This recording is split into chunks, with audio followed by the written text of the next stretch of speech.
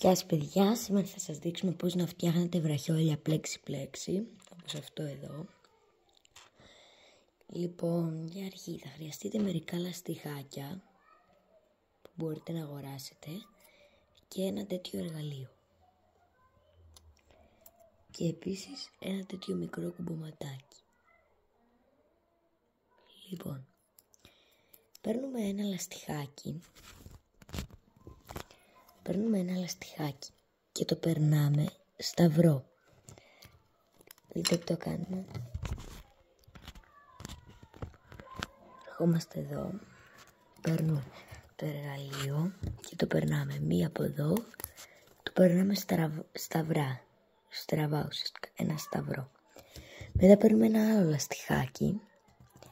Για αρχή θα σας δείξω πώς να κάνουμε ένα τριπλό. Υπάρχουν δύο είδη. Υπάρχουν για αυτό με τα κυκλάκια και υπάρχει και αυτό που είναι λίγο πιο ωραίο, πιο όμορφο. Αυτό χρειάζεται λιγότερα λαστιχάκια και τεντώνεται πιο πολύ. Λοιπόν, τώρα θα σας δείξω πώς να κάνουμε αυτό.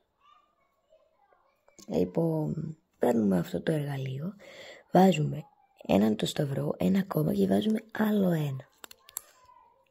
Τώρα βάζουμε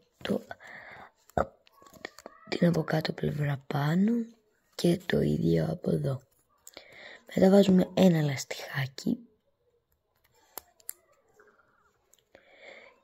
και την από κάτω πλευρά πάνω, την από κάτω πλευρά πάνω. Και κάπως έτσι φτιάχνουμε μία μεγάλη ουρά.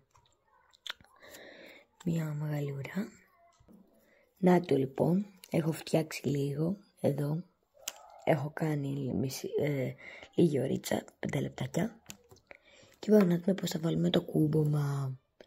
Λοιπόν, παίρνουμε το κούμπομα, το οποίο, όπως θα δείτε, έχει δύο πλευρές. Μία από εδώ, περιμένετε, είναι πολύ μικρό.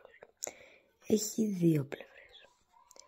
Παίρνουμε το εργαλείο μας και παίρνουμε με το ένα μας χέρι εδώ και με το άλλο μας εδώ. Και δείτε τώρα τι έχω κάνει, τα έχω βάλει εδώ. Λοιπόν, τα ενώνουμε, δηλαδή τα βάζουμε στο ίδιο χέρι. Είναι λίγο δύσκολο. Λοιπόν, τα έχουμε έτσι όπως σας είπα. Και τι κάνουμε, παίρνουμε αυτό και το βάζουμε σε αυτό εδώ. Έλα. Και το βάζουμε εδώ. Βλέπετε, το έχω μαζέψει. Μετά βάζουμε αυτό, παίρνουμε το κουμποματάκι μας και τάκ, μπήκε. Και τώρα που μπήκε το κουμπόμα από τη μία πλευρά, πάμε στην άκρη και παίρνουμε τις δύο άκρες με αυτό. Πάμε στο κουμποματάκι που έχουμε και τάκ, το περάσαμε.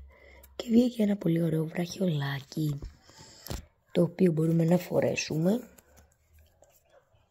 και να πάμε κάπου στο σχολείο ή οπουδήποτε άλλο.